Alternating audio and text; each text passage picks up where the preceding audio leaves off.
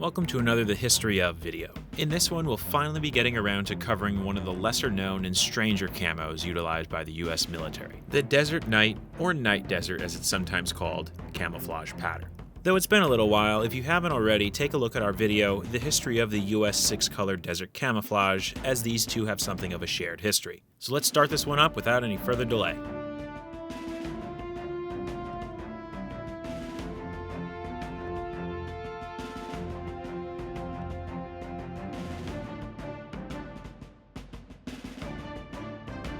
As we mentioned in the 6-Color Desert video, starting in the mid-1960s, the United States was in something of an interesting situation regarding Middle Eastern relations. However, as various Middle Eastern countries continuously engaged Israel in direct conflict, as well as accept support or align themselves with the Soviet Union, it seemed inevitable the US military would become directly involved in combat operations. This led to the development of a desert-based uniform and camouflage. With the Yom Kippur War flaring up in 1973, the need increased exponentially, and starting shortly after, pieces of the uniform began to be standardized. Aside from the daytime uniform consisting of the US chocolate chip and additional pieces such as boonie hats, boots, and helmet covers, came a rather interesting set of pieces printed in the new Desert Night camouflage. Those pieces were a parka, a liner for said parka, and a pair of overpants. These three pieces were intended to be worn in conjunction with the daytime uniform, so much so that they really couldn't properly be worn without it. Many of the pockets on both pieces had flaps, but once opened revealed no actual pockets. The idea was one would open the flap and reach into the pockets of their Desert Battle Dress uniform,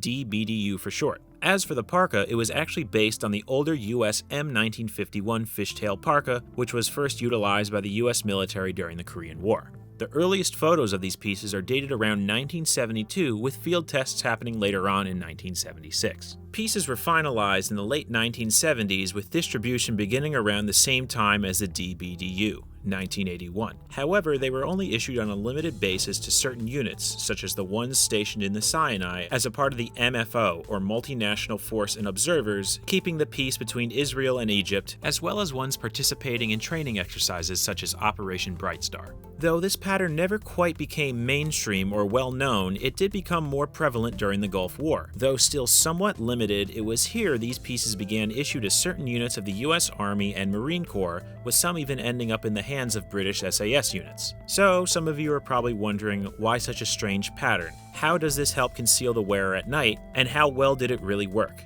Well, these are all excellent and somewhat hard to answer questions, but let's start with the actual pattern. This camouflage is both a very simple but also very complex one. Simple in its physical appearance, as it consisted of two colors, a base green and a dark yellowish tan in the form of squares that make up a basic grid design. As you look through the pattern, you'll see bits where the squares are almost cut out, as if another shape was embedded into the pattern. Well, this is actually what it was. If you take the 6-color chocolate chip pattern and strip all but the black and white shapes, known as the pebbles or chips, and overlay them onto the night desert, you'll see that they line up almost perfectly. The reason for this isn't exactly clear, but it was likely a time or cost-saving method by using some of the same rollers used to print the 6-color desert pattern. During its production, a few differences were noticed in the pattern, but overall, two major variants were seen. The first, which was the most commonly produced one, 1981 to 1990, which saw the squares appear slightly brighter in color. This was caused by a mix of slightly different dyes, as well as the spacing between each square being narrower, resulting in the actual square shapes becoming larger. And a second variant, which was seen around 1983 and 1984, which saw a darker yellowish tan color and the spaces between the squares becoming wider, resulting in the square shape shrinking. As with the 6-color desert variants, the reason for this isn't exactly known and was either caused by a difference in printing or slight experimentation of the pattern.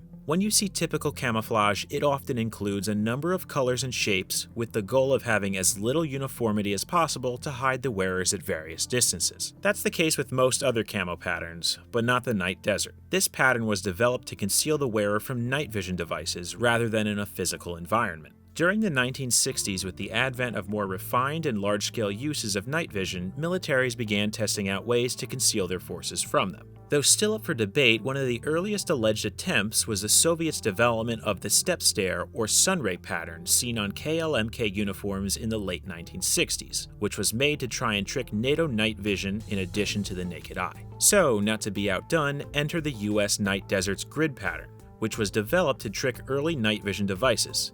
specifically Soviet ones. Without getting into too much on the science and tech behind night vision, earlier iterations of scopes and goggles were a bit more rudimentary. It's at this point things get a little vague. The science and documentation behind this pattern is pretty elusive. There have been a number of theories, but nothing has fully been confirmed. That being said, we have two potential explanations. The first, which we can describe by way of some basic camera metaphors. Think of a low-quality digital video, like 240 or 360p, in that the lower the number, the lower the resolution. To see what that looks like, go ahead and click the resolution button on this video and drop it way down for a moment. See the difference? The result being the image is readable, but the quality is pretty poor. Alternatively, think of filming something at night. As you adjust your aperture and boost your ISO to allow more light in, the more noisy, that being grainy or dotty, your image gets. Again, the results are there, but the quality is low. Being that the image was almost seen in a grid-like manner with pixelated blocks or segments, the night desert pattern was designed in an attempt to fool the devices by actually camouflaging or at least distorting into that lower quality image, specifically at further distances such as above 100 meters. Now, the second theory is based on a report published from 1970 called Modern Counter-Surveillance in Combat Clothing. This document outlined an early attempt by the US military to protect troops from, quote, visual observation, infrared photography, the image intensifier, and the sniper scope. It goes into great detail breaking down different dye techniques and fabric types to optimize concealment, but the most interesting aspect comes in the conclusion section. It explains that one of the most effective methods was to use a checkered fabric made up of strongly absorbing yarns and yarns that were later dyed with infrared fluorescent dyes. It goes on to say they were able to perform their necessary functions independently and without interference. Though one can only infer, this early concept sounds like the basis of the Desert Nights grid pattern. However, again, none of this has yet to be confirmed. If you want to take a look at the full document, a link can be found in the description. Okay, so with all that out of the way, we're left with one basic question. Did the pattern work?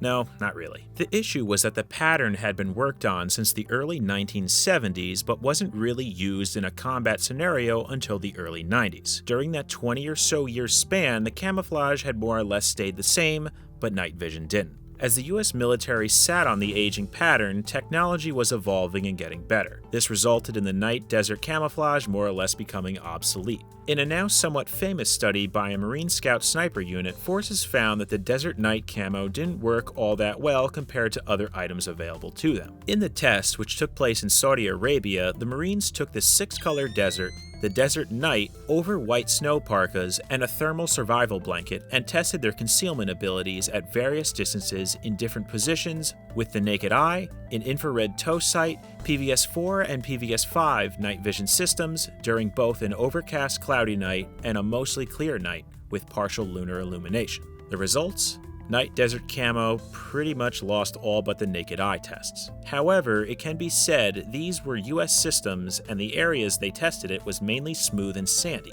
Anyway, if you want to take a look at the brief write-up, it can be found in the description below. It is worth noting, though, the reason for them being issued during the Gulf War was A, Iraqi forces did have some older night vision devices, and B, they were in a desert environment, which brings us to how they were mainly used during the war. The biggest and most successful use was troops wearing them to stay warm during cold nights. However, they were also reported to have been used by some troops as sleepwear and even bathrobes. So what happened to the pattern after the Gulf War? Well, it was ultimately retired shortly after, but like most pieces, still showed up from time to time. During the war, certain units were issued a few reversible pieces, such as a solid tan, 6-color, or 3-color desert on one side, and the night desert on the other. These were likely a mix of issued, commercially bought, and experimental pieces, all seen in small numbers. These pieces seemed to prove popular, as a few of them, and even some original one-sided parkas, found their way back to Iraq during the 2003 invasion, and can still occasionally be spotted being worn by US and other Special Forces units.